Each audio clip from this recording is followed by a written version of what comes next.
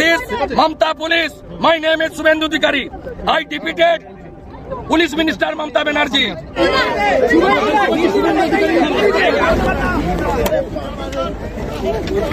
তবে কি পিছু হটতে শুরু করেছে নয়াদিল্লি? 5 আগস্টের পর শেখ হাসিনাকে কেন্দ্র করে যেন অসম বাকযুদ্ধ চলছে বাংলাদেশ ভারতের মধ্যে। ভারত বাংলাদেশকে বিপদে ফেলতে গিয়ে এখন নিজেই বিপদে। ছোট্ট এই বাংলাদেশের এক একটা পদক্ষেপে ভারত কতটা টেনশনে পড়ে যায়, এশিয়ায় কিভাবে কোণঠাসা হয়ে পড়ছে ভারত। দর্শক, বাংলাদেশের বিরুদ্ধে মিছিল বের করে এবার কলকাতার পুলিশের হাতে গ্রেপ্তার হয়েছেন শুভেন্দু অধিকারী। ইতিমধ্যে এই ঘটনা নিয়ে তোলপাড় সৃষ্টি হয়েছে। অবশেষে ভারত বাংলাদেশের বিষয় নিয়ে সুর পাল্টালেন। যারা এই মিছিল করছেন কলকাতায় তাদেরকে গ্রেপ্তার করছেন, আটক করছেন। রীতিমতো আতঙ্কে পড়ে গিয়েছেন শুভেন্দু অধিকারী। পুলিশের বাধার মুখে পড়ে হেনস্থার শিকার হয়ে কি বলছেন তিনি এই ভিডিওতে আমরা দেখব। এমনকি ভারত বাংলাদেশের সাথে আবারও নতুন করে সম্পর্ক করতে যাচ্ছে, সুর পাল্টালেন তারা। কিভাবে সুর পাল্টালেন, কি করতে যাচ্ছে তারা এই ভিডিওতে দেখতে পারবেন। না টেনে একদম শেষ পর্যন্ত দেখবেন।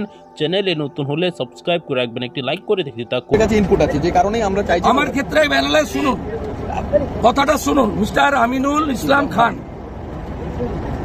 আপনার মমতা পুলিশের কথাটা শুনুন। কি জিনিস করছেন আপনারা? আটকাতে পারেন বেআইনি নয়, এটা আপনারা যেটা করছেন না, আইনের ক্লারিফিকেশনটা আপনি দিন। আমি বলি আইনের ক্লারিফিকেশন আপনি দিয়ে দিয়েছেন যে আপনি আইন মেনেই এসছেন 4 জন, আমার আপত্তি নেই। কিন্তু এর আগে যারা যারা এসছে তাদের সময় যা গ্রামবাসী বেরিয়েছে, আপনি গেলে আমাদের আপনি যা বলেছেন আমি এত প্রচুর মানুষ বেরিয়ে পড়বেন, তাতে আমরা আপনাকে অ্যালাউ করছি না। আপনি আমাকে অ্যালাউ করছেন না অন ক্যামেরা বলছেন তো? না, আমি অ্যালাউ করছি না। কি করছেন না? অ্যালাউ করছি। কেন? কারণ বলুন। কারণ আমি বলেছি আপনি গেলে ওখানে প্রচুর গ্যাদারিং হতে পারে, গ্যাদারিং হলে সেই 144 ভায়োলেট হবে, সেই কারণেই আমি আপনাকে অ্যালাউ করছি। শুভেন্দু, আপনি যে বাড়ি গিয়ে কথা বলেন। আপনার নাম? আমিনুল ইসলাম খান। আপনি কি পোস্টে আছেন? আমি এসডিপিও মিনাখা। আচ্ছা, লোকাল। আপনি কার ইনস্ট্রাকশন ক্যারি আউট করছেন? আমি আমার ঊর্ধ্বতন কর্তৃপক্ষ। ঊর্ধ্বতন কর্তৃপক্ষটা কি? মুখ্যমন্ত্রী না ডিজিপি? অবশ্যই আমার ডিপার্টমেন্টাল ঊর্ধ্বতন কর্তৃপক্ষ। ডিপার্টমেন্টাল ঊর্ধ্বতন কর্তৃপক্ষ তারা বলেছে আমাকে আটকানো। এটা তো এটাই আমাদের নিয়ম, এটাই আমাদের কাজ। নিয়ম নয়, নিয়ম নয়, নিয়ম নয়, নিয়ম নয়। আপনি যা করছেন গায়ে জোরে করছেন। Mamata police high high, Mamata police high high. Police তুমি উর্দি ছাড়ো, পুলিশ তুমি উর্দি ছাড়ো। গ্রামে গিয়ে যদি গ্রামবাসীদের বাড়িতে গিয়ে কথা বলেন তাহলে অসুবিধা কোথায়? আরে বলছে শুনুন, বলছে এত লোক বেরোবে, অস্বীকার করছে। এত গ্রামবাসী আপনার সামনে বেরোবে, আপনাকে যেতে দেবো বলছে। উদ্ধত্তের সঙ্গে, উদ্ধত্তের সঙ্গে বলছে আপনাকে যেতে দেবো না। নাম বলছে, ডেজিগনেশন বলছে, ওটা আমার ডিপার্টমেন্টের হায়ার অথরিটির ডাইরেকশন আছে। DGP Rajeev Kumar, you will face legal consequence.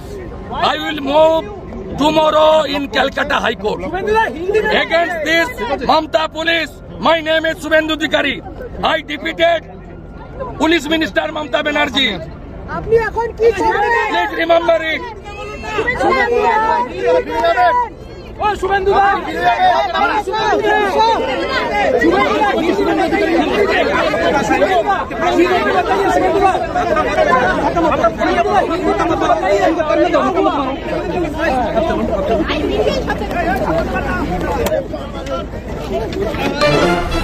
Sheikh হাসিনার সরকার পতনের পরবর্তী প্রেক্ষাপটে বাংলাদেশের জন্য ভিসা বন্ধ করে ভারত সরকার।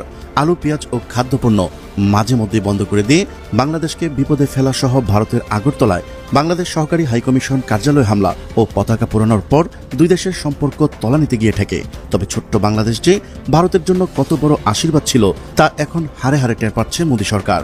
যেমন ভারত ভিসা বন্ধ করার পর বাংলাদেশি পর্যটকের জন্য ভিসা ফ্রি করে পাকিস্তান, আর তাতে পাকিস্তান যেতে হুমড়ি খেয়ে পড়ে বাংলাদেশি পর্যটকরা। এরপর তো রীতিমতো খেলা শুরু। ভারতকে ব্যান্ডউইথ ট্রানজিট দেওয়া বন্ধ করল বাংলাদেশ, ভারতীয়দের জন্য ভিসাও বন্ধ করা হয়। ভারতের বিকল্প দেশ চীন, পাকিস্তান ও আফগানিস্তান থেকে আলু, পেঁয়াজ ও চিনি আমদানি শুরু হয়। ভারত বাংলাদেশকে বিপদে ফেলতে গিয়ে এখন নিজেই বিপদে। ছোট্ট এই বাংলাদেশের এক একটা পদক্ষেপে ভারত কতটা টেনশনে পড়ে যায়, এশিয়ায় কিভাবে কোণঠাসা হয়ে পড়ছে ভারত, তা জানাবো আজকের এই ভিডিওতে। চলুন শুরু করা যাক। গত 2 ডিসেম্বর ত্রিপুরার আগরতলায় বাংলাদেশ হাইকমিশনের দুর্বৃত্তদের হামলা ও ভাঙচুরের পর সেখানে সব ধরনের কার্যক্রম স্থগিত করে বাংলাদেশ সরকার। বন্ধ করে দেওয়া হয় ভারতীয়দের ভিসা দেওয়ার সব ধরনের প্রক্রিয়া। তবে দিল্লি বা আসাম মিশনের ক্ষেত্রে এমন কোনো নির্দেশ দেওয়া হয়নি। বাংলাদেশ পররাষ্ট্র মন্ত্রণালয়ের সূত্র থেকে জানা যায়, কলকাতা ও ত্রিপুরার পরিস্থিতি পর্যবেক্ষণ করে দিল্লি ও আসামের ক্ষেত্রেও একই রকমের নির্দেশনা আসতে পারে।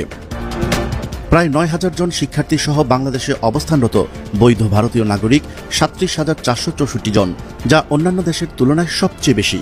ভারত বাংলাদেশিদের জন্য ভিসা বন্ধ করায় তেমন একটা প্রভাব পড়বে না, কারণ বাংলাদেশের নাগরিকরা তো শুধু চিকিৎসা ও ভ্রমণের জন্য ভারতে যেত।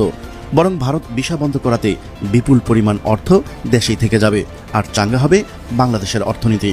কিন্তু এই বিপুল পরিমাণ ভারতীয় অভিবাসীরা বাংলাদেশ থেকে $5 বিলিয়ন উপার্জন করে ভারতে পাঠাতো। এখন বাংলাদেশ যদি পুরোপুরি ভিসা বন্ধ করে দেয়, তাহলে ভারতের অর্থনীতি দুর্বল হয়ে যাবে, তাতে কোনো সন্দেহ নেই। বাংলাদেশের আরেক সিদ্ধান্তে গভীর টেনশনে ভারত। ভারতকে ব্যান্ডউইথ ট্রানজিট দেবে না বাংলাদেশ। এতদিন প্রতিবেশী দেশ ভারতে ব্যান্ডউইথ রপ্তানি করত বাংলাদেশ, কিন্তু হাসিনা জমানার কোনো সিদ্ধান্ত বাংলাদেশের মানুষ কোনোভাবেই মেনে নিচ্ছে না। এবার কোপ পড়ল ব্যান্ডউইথ ট্রানজিটে। ভারতের উত্তর পূর্বের রাজ্যগুলোতে ইন্টারনেট সংযোগ শক্তিশালী করতে বাংলাদেশের ভূখণ্ড ব্যবহার করে ব্যান্ডউইথ ট্রানজিটের আবেদন করেছিল কেন্দ্র, কিন্তু সেই প্রস্তাব নাকচ করে দিয়েছে বিটিআরসি তথা বাংলাদেশ টেলিকমিউনিকেশন রেগুলেটরি কমিশন। এখন বাংলাদেশ ট্রানজিট না দেওয়ায় ভারতের উত্তর পূর্বাঞ্চলের 7 রাজ্য দ্রুতগতির ইন্টারনেট থেকে বঞ্চিত হচ্ছে। শুধু তাই নয়, ভারতের $45 বিলিয়ন ব্যান্ডউইথ বাজারে ধস নামতে চলেছে। এবার নজর দেওয়া যাক বাণিজ্যের দিকে। ভারতের সঙ্গে সম্পর্কে টানাপোড়েনের জেরে ভোগ্যপণ্য আমদানিতে তৃতীয় দেশের দিকে নজর দিয়েছেন বাংলাদেশের আমদানিকারকরা।